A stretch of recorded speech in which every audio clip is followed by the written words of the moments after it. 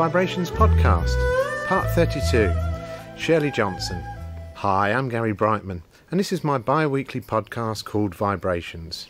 Established in 2018, Vibe is a book and music shop situated in Mui Wo on Lantau Island in Hong Kong.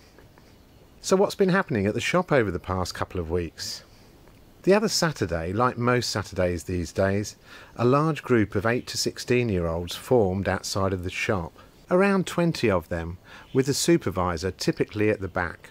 Shunting the kids in, they then generally walk around the shop in an embarrassed daze, while I find out from the supervisor, what were they here for? Normally, the answer is mirror fans, and we proceed to the mirror shrine and I give them the holy mirror relic to have their photos taken with. Happy days. However, this particular week, when I finally got to the back of the group of 20 14-year-olds, the supervisor explained that they were over on a field trip weekend from Tai Po and wanted to interact with English-speaking people. I guess because they were all from Hong Kong state schools. As ever, they were well behaved, except one naughty boy pulling everything out and trying the baseball caps on. That probably would have been me back in the day, so I couldn't get angry enough with him. Just grumpy old man level. Having wandered around the shop for a bit, and generally trying to engage with me in conversation, they wanted a picture together outside of the shop, which we all did, having to form my fingers into the Spock "Live long and prosper" hand manoeuvre, as was requested. The supervisor then asked if I'd speak to the group of kids and offer some sort of encouragement and generally communicate with them. As I looked out at the sea of innocent, hopeful faces, I had a Monty Python moment, where Brian opens the door to his flat naked and is welcomed by a group of 500 disciples. "I'm not the Messiah! Will you please listen? I'm not the Messiah. Do you understand? Honestly!" Girl in the crowd. "Only the true Messiah denies his divinity." Brian Cohen. "What? Well, what sort of chance does that give me? All right, I am the Messiah." So I then proceeded to tell them how I worked hard all of my life so I could run a shop at the end of it, and how they should first learn to love themselves before they could love others. One girl wanted to become a United Nations ambassador, and when I said there was no reason why she shouldn't, a gasp went up through the crowd. Inspiring stuff, and I was humbled by their respect. Good luck to you all, guys. Hong Kong's answer to Glastonbury is the Clockenflap Festival, which over the past 12 years or so has gone from strength to strength. The last performances for the annual festival in 2018 were Wolf Alice, Vaccines, Interpol, Jarvis Cocker, Stormzy, and the fabulous David Byrne. Since that time, and due to COVID-19, the festival has been suspended. However, I have it on good authority that this year's festival, slated for the 26th to the 28th of November, will go ahead. Wahoo! As well as local authors and artisans, we like to promote local musicians and singers. So if you fancy performing a tiny desk gig at the shop one Saturday, or know someone who may do, then please contact me directly. And so, to this week's interview. Shirley Johnson, also known as the Shirminator, is a proud and self-proclaimed Tong Fuker. When she was pregnant with her first child, she sensed a strong kick in her tummy when she came across a property development advertisement in a Cheung Sha newspaper. She believed it was a message from her unborn child, that was where she wanted to spend her childhood. Shirley and husband started house hunting in South Lantau, a part of the island that she never visited. Well, it was love at first sight, and the rest was history. A former jetsetter in the glamorous luxury sector, Shirley dedicates her second career in making a difference and helping people to heal. She is a life coach, yoga and meditation teacher, Reiki healer, writer and online business owner. You may have heard of Lantau Ren, a local lifestyle brand of designs inspired by its namesake. Alright, so welcome to Vibe, Shirley. Hi Gary, thank you for inviting me. It's such an honor. Thank you for coming. We'll start off with the 10 questions. Favourite book or author? Daniel Silva. Daniel Silva, okay. Yes, so he is an American journalist and an author of thriller and espionage novels. Okay. So I'm sure you know James Bond. Ian Fleming and etc. Yes. So imagine it's similar to James Bond, but it's for the Israeli intelligence. Ah, okay. Yeah. So it's actually very exciting, and Daniel Silva, because of his background in journalism, so he usually does amazing research and has lots of accurate historical facts that you will find in his novels, and the twist, the plot is very exciting. Okay. So basically, he has this series surrounded by Gabriel Allon, which is the equivalent of James Bond. Right. But Gabriel Allon. Yeah, Allon, okay. For the Israeli intelligence. Okay. And he usually has one book out every year. And I've read all of them, and today is my favorite series. On to question 2. Who is your favourite musical artist? Gotham Project is like tango flipped. Is Argentinian group who's based in Paris, because I used to dance tango, Argentinian tango a lot. I love dancing, and Argentinian tango is my favorite dance. Yes. Because of how sensual it is. Yeah. So I started to look into the music, and but the traditional Argentinian tango music is very slow, very soft, but Gotham Project actually gave it a modern twist. It's a combination of the traditional Argentinian tango bass with a bit of electronic. So very interesting, very upbeat. But actually, I think many people have heard of the music because if you watch a movie, every time they want to portray, it's the Paris scene. Yes. They play Gotham Project music. Ah, right. So we all kind of know it, but we just don't know it's them, basically. Yeah, exactly. Before I had babies, getting married, when I was still single, I used to go to what they call milonga. Okay. It's like an Argentinian tango get together and dance, and they usually do in the evening. I used to go 3 to 4 times a week. Really? So really that is an addiction, Shirley, really, isn't it? You were addicted to it, and from a long time then, really. So if it's before the kids were born. Yes, a long time ago. I think at least 10 to 15 years ago. Basically being introduced to me by my friend. She's actually from Norway. Okay. So she was my roommate back then, and she asked me where she could go dance tango. I said, what's Argentinian tango? I've never heard of it. In Hong Kong as well, which is, Yeah, so I started to ask around for her, and then she invited me to go with her. Right. And it was love at first sight. Oh, wow. It's not like the traditional tango where you see the dancers having the rose in their mouth. All right, okay. Yeah, that's a bit of a cliche, is it? Yes, but a lot more sensual and more embraced. Intimate. Yeah. Okay, all right, interesting. And it's a bit different from the other dances where you have to learn the steps and follow through certain routines. But Argentinian tango is something that you learn the basic, and you're supposed to forget all about it, because you're supposed to improvise and follow. So you just feel the it. Music, just feel it. That's why it's so sensual, so beautiful. Okay. And I was really in love with it, and for years. Question 3, preferred drink.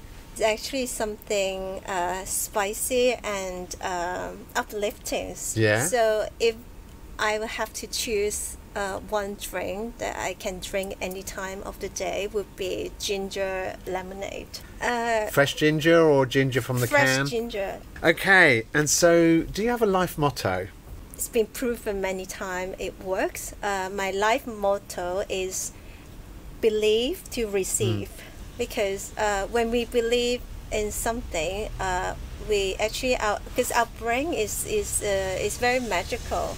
Yeah. It cannot distinguish between reality and fantasy. Okay. So when you can actually make your brain into believe something is real. Yes. So true. yeah, so it's basically wires your whole body, and you start to draw those experiences to you. Our thinking affects our feelings. Yes. And our feelings affects our behavior. Yes. And our behavior, in result, affecting how things turn out. Actions Yeah, and actions. yes. Yeah. Okay. Do you have a favourite Hong Kong walk?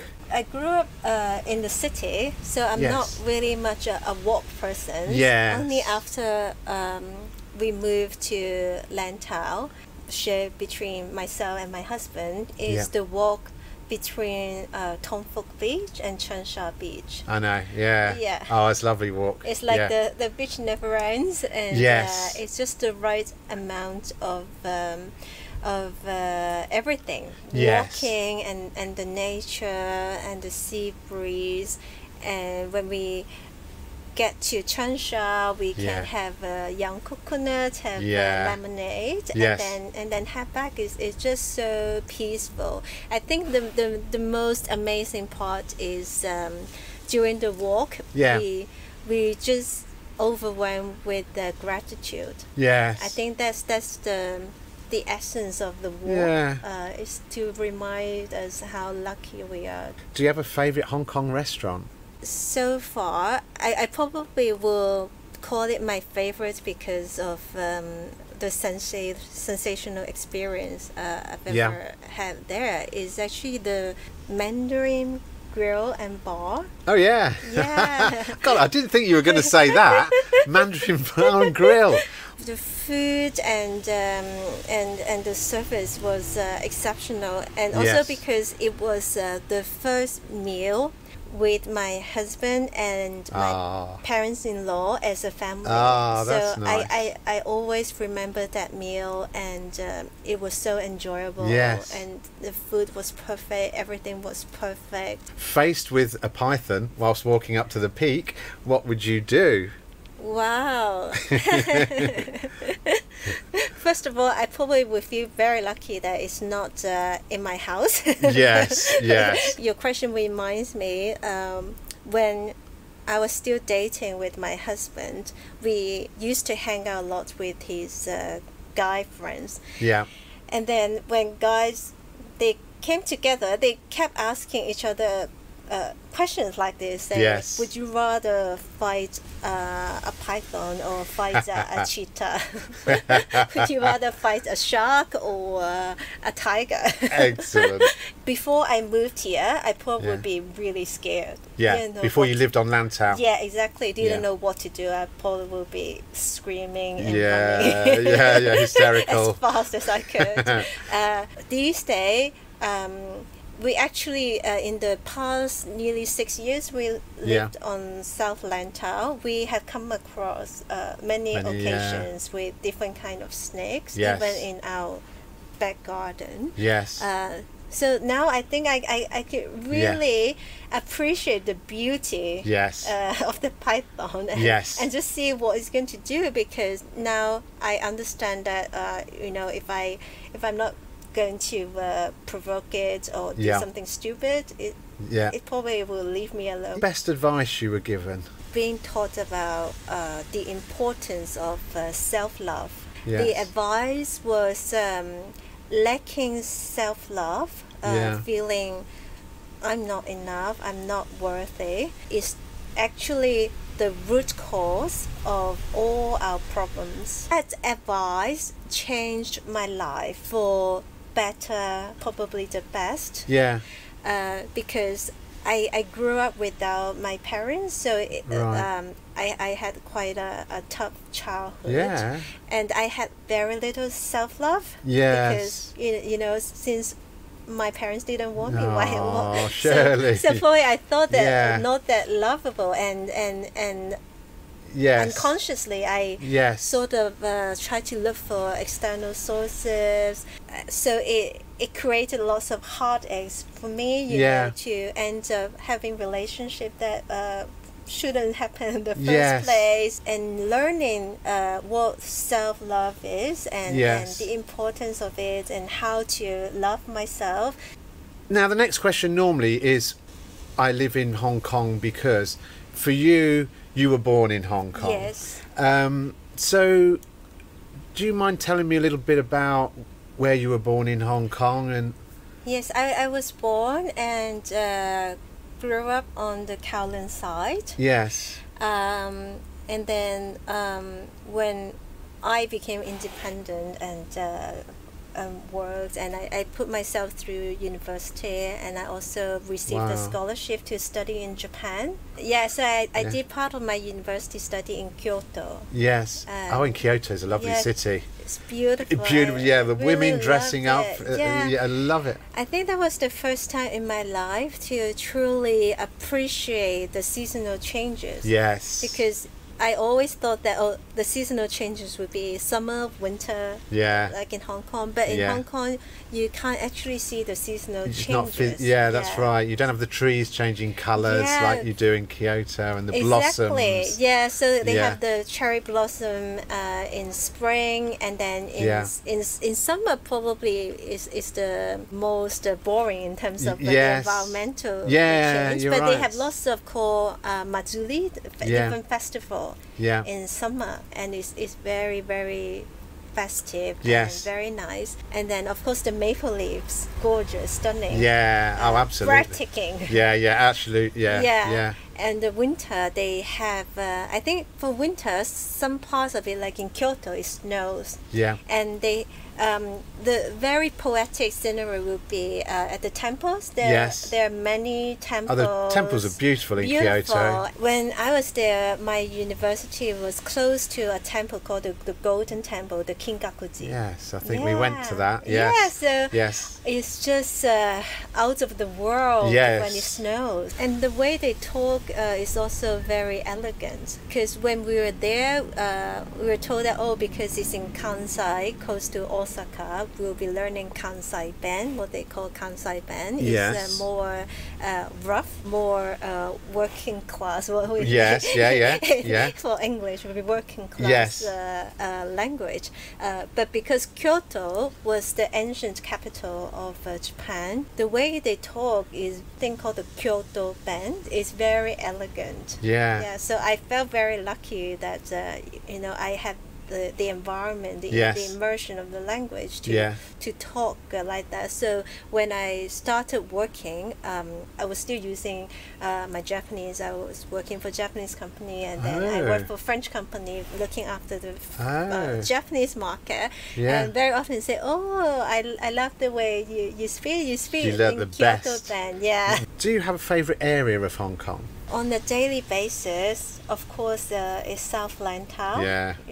Where I'm always inspired by the Yes. environment, by nature. But because I'm a city girl through and through, Yeah, every now and then you I are. need to go back to the city to feel the energy. It's the only place that I can put on my high heels, because here on South Lantau I probably will be either wearing my flip-flops or Yeah. my rain boots. Yeah, I know. But for a girl, every now and then we need to dress up. I think mostly will be South Lantau, and if I want some city fix, I would go Yeah. to Central Yeah. FT, Hong Kong Island. I want to explore a little bit about who is Shirley Johnson and what do you do now.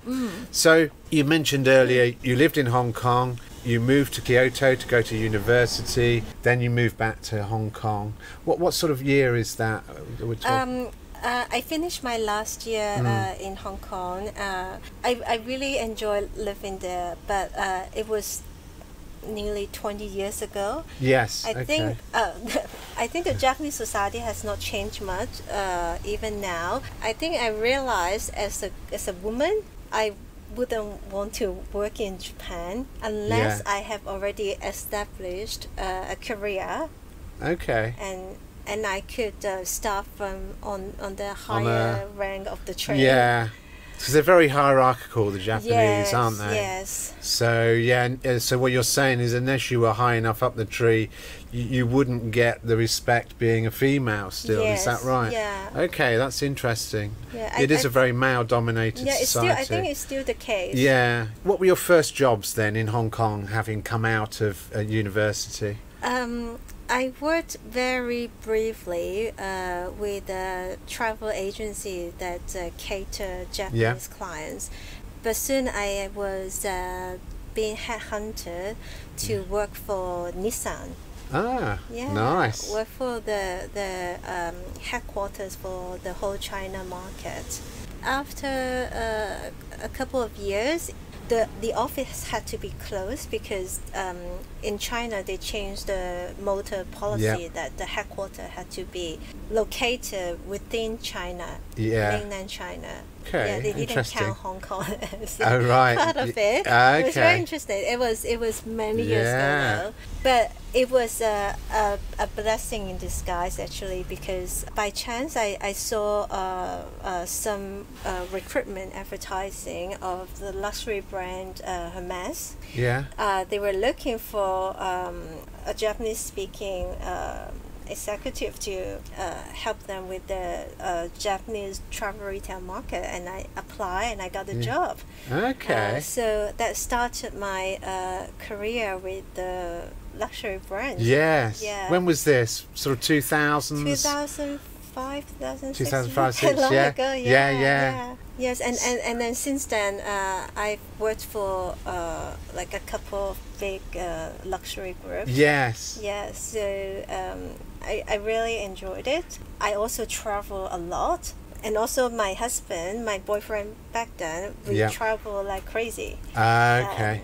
I had my suitcase lying open for 365 days. And then when my husband and I decided to get married and start a family, we decided I should be the one who, take a step back. Okay, in terms of a job. Yes. But I guess you wanted to anyway. Did you naturally, as you were pregnant, as a mother, did you feel you wanted to be with the children, or even before that, I wanted to take a break before we had our first child. Yeah. But it's another story because of my struggle. I actually have developed a much positive mindset. Yes. Which helped me now as a parent. Yeah. So after that, when we finally happily pregnant and expecting our first child, one day I was reading newspaper and I saw a luxurious I think that's Botanica Bay on Cheung Sha, and then suddenly my baby gave me a strong kick in the tummy. Yes. And I said, oh. And then I thought, oh, what's that on the newspaper? Yes. And then I went to him and talked to my husband and said, oh, should we look into a property in South Lantau? I was looking at a very glamorous, super luxe development picture. Yeah, okay. Yeah. So when you were looking at the picture, okay, that's interesting. I looked at the picture, and it's not only the cake. It's just I don't know if you have ever heard from a pregnant woman. When you're pregnant, you sort of had open up the senses. Yes. I felt like that is something that I have to look into. Yeah. We visited different villages, and it was Tong Fuker that captured our imagination. Yes. When we went to the beach, we could imagine our children running around, having fun. Okay, so your unborn child chooses Lantau, South Lantau, and what year did you move to Tong Fuker? It was 2016. We bought our house in 2015, and then we moved in after our daughter was born. You have two children. Yes. Son and a daughter. Yes. Jasmine and Max. Max, yes. Yeah. Okay. I kind of got to know you. You moved here, so 2016. I probably got to know you in 2018, 2019 through your business, Lantau Ren. Lantau Ren, yes. So I think with your experience that you'd gained at Hermes and at the French fashion houses, you then set up Lantau Ren.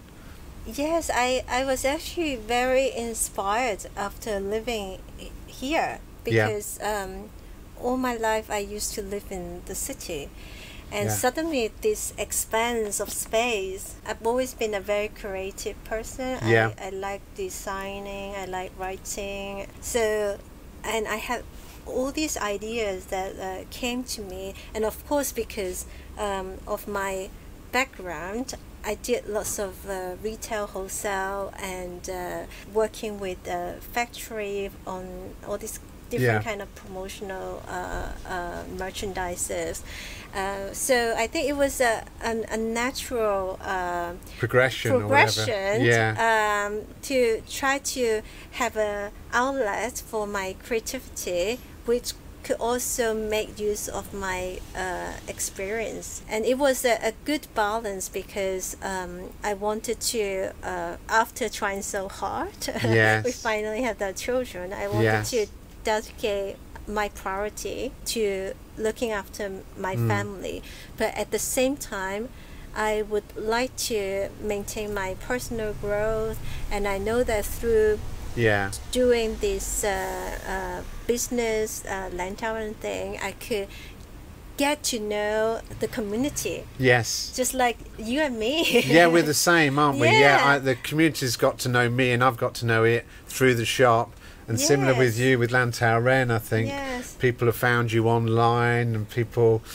It's quite a neural society, Lantau, isn't it? We all kind of are aware of each other, even if we don't know each other well.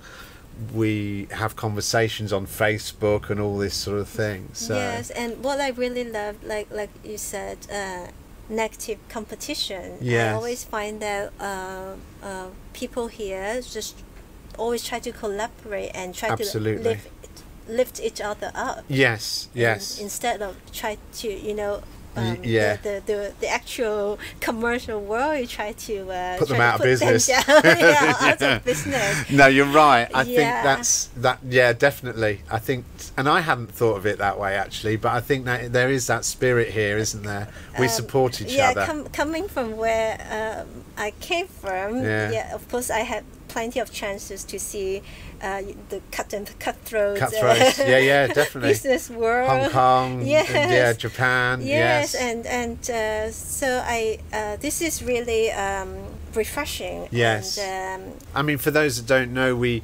sell Lantau Ren products in the shop here at Vibe. When I made the face mask. Yes. You were the one who just took the leap there and said, yes, bring them on. Yeah.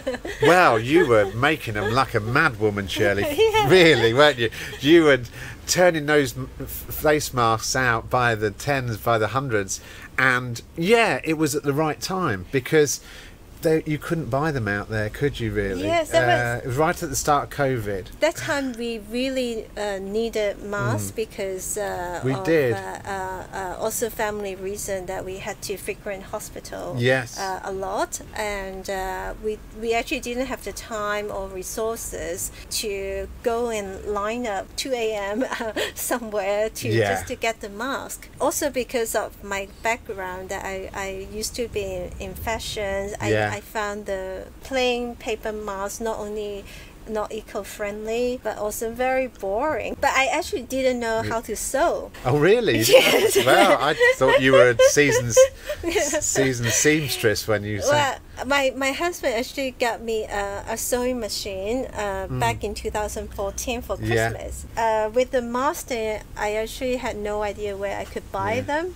So I said okay, and I have some fabrics at home because making a mask you just need a piece of scrap material. Right. It's actually very eco-friendly. Yeah. So that what I did in the end, I ordered from some textile maker. I bought from their scrap. Yeah, what they called offcuts. Yes. Yeah, exactly. Yeah, okay. So it was very eco-friendly in a way that I'm making reusable masks. Which would normally be thrown away. Yeah. They were our best sellers last year, and since COVID they've been a saviour to all of the local community, and people would come in here and say, have you got one of Shirley's masks? And I think the beauty of them also was that you were smart enough to come up with the two-sided design and also child and adult masks. I think that was a clear thing that needed to be done that wasn't necessarily out there at that time. You're still ticking away with Lantau Ren, and we have your cushions I'm just staring at now, but you've got a new platform. Yes. What's that called, and what's the idea of it? Okay, so first of all, don't laugh at the name. It's called Tong Fuker. Tong Fuker, okay. Yeah. After Tong Fuk, which is the village that you live in. Yes. So Tong Fuker. Yes, so it's actually not only me. We are a team of 4 people. So how we came up with Tong Fuker was because we love the sun and beach. As you know, every now and then we see lots of rubbishes being offshore. Yeah. And we wanted to do something about it. We believe that it doesn't have to be extreme, that we have to give up everything. We can compromise and meet halfway. Try to make our lifestyle more sustainable. So that's how we came up with Tong Fuker. So a bit different from Lantau Ren. Lantau Ren is more like all of the merchandise there were my design. Yes. But with Tong Fuker, it's more a platform to have sustainable lifestyle products. So besides what I design, like these earrings made of plants. Oh. Yeah, so these are made of plants. Yeah. These actually are the bestseller of Lantau Ren. Okay. Yes. When you say they're made of plants, what sort of plants? So I don't know any that look like they're made in Chiang Mai. Not only we try to use sustainable materials for the product, we also try to have that community sense of social responsibility. Yeah.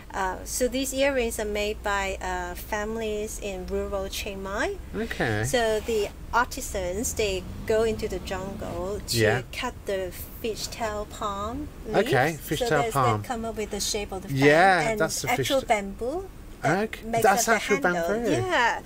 So they handcraft them into this shape and then paint with 24 karat gold. And then they hand painted where you see the lilac part. Yes. Yes. So basically also support livelihood. And otherwise where employment is very limited. Yes. We have this water resistant beach bag made of recycled plastics. Yes. And then they made by women in East Java. Right. Yeah, so we have built a platform like this. Yes. And we also collaborate with people who live on South Lantau, because once we start this, we realize there are many people who are doing similar things. Yes. So we just started our collaboration with a lady lives on Cheung Sha. She had her own beach towel brand. That's each of her beach towel is made of 22 pieces of plastic bottles. You wouldn't think you could make a towel from plastic bottles, would you? Exactly. And actually, that's brilliant. We did our own research.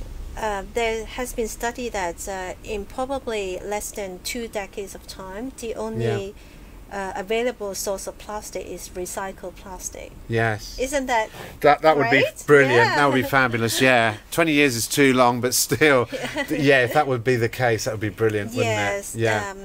So we're very excited because we're also waiting for our sunglasses to arrive. We hope that we can have some of them here. Yes, so we have designed and developed a line of sunglasses that made out of recycled plastic. Okay. So each pair of sunglasses is made out of 3 to 4 consuming plastic bottles that could otherwise end up in landfills or in the ocean. So that's the frame as well as the glass, is it? for yes, sunglasses? so the lenses will be made of resin, so natural material, but the whole frame and handles are made out of 3 to 4 pieces of plastic bottles.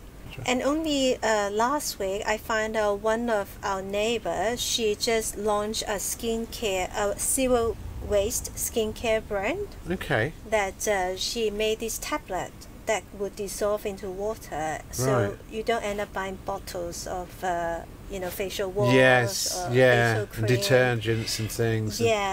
So that's very exciting, and only because we started this Tong Fuker platform that we started to have people coming to us say, I'm actually doing the same thing, let's collaborate. And that's the beauty of being here. The Tong Fuker thing, how do we find it at the moment? Is it on a website? It's on a website and Facebook. It's www.tongfuker TONGFUKER.com. Okay. Yes, so there you can find lots of eco-sustainable products. We try to make something really boring fun. So one of the main very important initiative is bamboo toothbrush. Okay.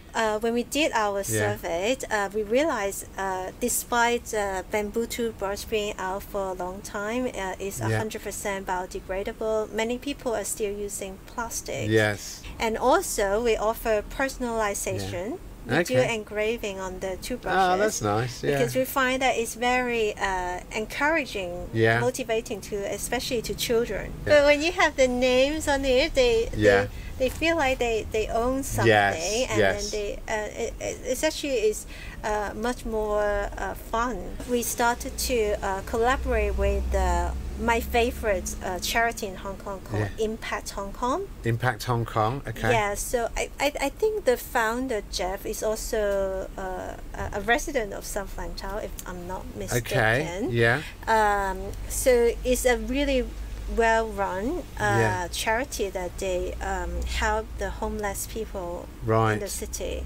Yeah. So for every bamboo toothbrush we sell through Tong Fuker, we donate one to them. Impact Hong Kong, their motto is kindness matters. Okay. That's how they started.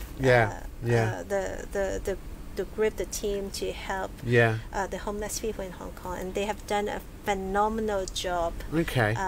Very, very well run. Very efficient. So people can look them up, can't they? That's probably impacthongkong.com or something like that. Yeah, you can easily Google. I'll put the two on the podcast. I'll put Lantau Ren website, I'll put the Tong Fuker website, and I'll put the Impact Hong Kong website. Thank you. That would be great. Yes. So I would imagine you're going to be coming to me asking if I can stock Tong Fuker products next, aren't you? Yes. For this year, I thought it's time to diversify a little bit. You know, people love us for books and records and music and videos and things, but I think, you know, we can be more diverse as well, and as the community is diverse. So the other thing, Shirley, that I got to know you for was, other than Lantau Ren, you started to pass me these books by an author called Orchid Bloom. Yes. And I thought, who's Orchid Bloom? And then it turns out to be you. So you've written 3 or 4 books now, haven't you? Yes. It's all inspired by personal experience and me living here. Yeah. So I have one book called My Roller Coaster Ride to Motherhood. So it was a sort of fiction, but most of the story based on real life events of my personal struggle to start a family. But the core, the essence of the book is it was a blessing in disguise for me. Yeah. Because it was when I really took a step back to look at my life and start healing all my childhood trauma. Yes. And because of the journey, I even found my biological mother. And being someone who had experienced the heartbreaks and the disappointment, the struggles, tough start. I wanted to be able to even just like a handful of women who are struggling. Yes.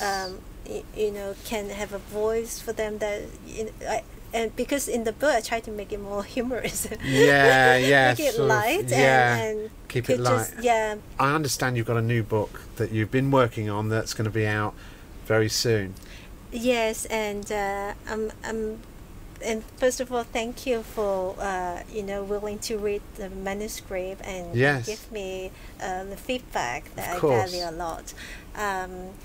And it's a book about my son's cancer journey, about how I emotionally coped with my son's diagnosis.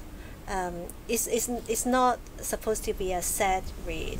I wanted to share the emotions that I went through because of the diagnosis. And it's basically same emotions as everybody will will feel when they are being thrown a big challenge in life.